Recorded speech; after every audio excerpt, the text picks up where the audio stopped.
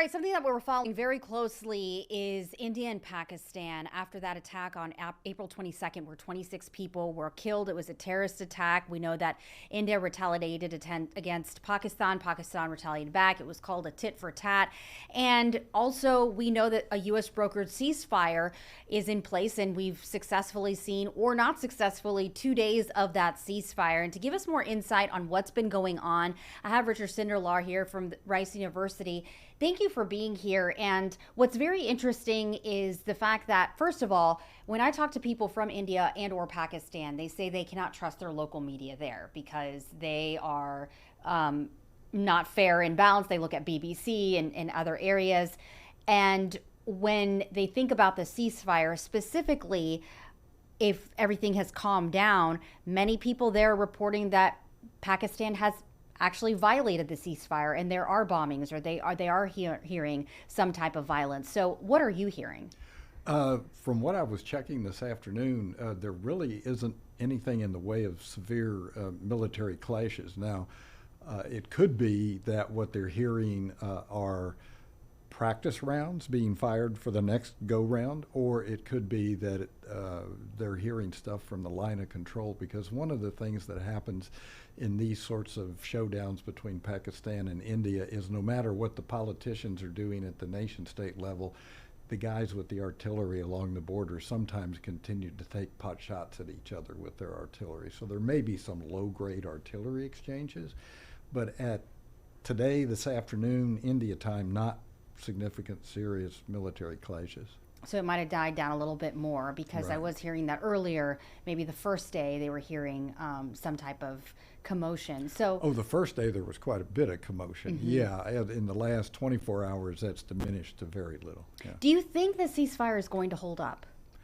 I'm concerned. Let me just say I'm concerned, because we have a ceasefire going on, but tensions are higher, and the conflict as it developed was, as we're beginning to find out about it, much more violent, using high-tech weapons. Chinese satellites may have been involved in it. And Prime Minister Modi today gave a speech that was very hardline. It was mainly a speech, I think, judged to be given for the domestic market, but he was threatening that any sort of terrorist attack could end up in a major Indian response. What was very interesting is when we heard from Vice President J.D. Vance initially saying this is not something we want to get involved with, and then fast forward to you're hearing it's a U.S. brokered deal between India and Pakistan. So what was lost in translation there? Was that all a tactic? As I understand it, it wasn't a tactic, that we really were standing aside, and that J.D. Vance pretty much had said what our attitude was at that moment in time. There was some sort of intelligence that arose, and it's not been revealed by our side, by CIA or the National Security Advisor, that made them think suddenly that things were going to escalate very quickly. One of those may have been a Pakistani announcement that it was calling its National Coordination Committee together, and they control the nuclear weapons.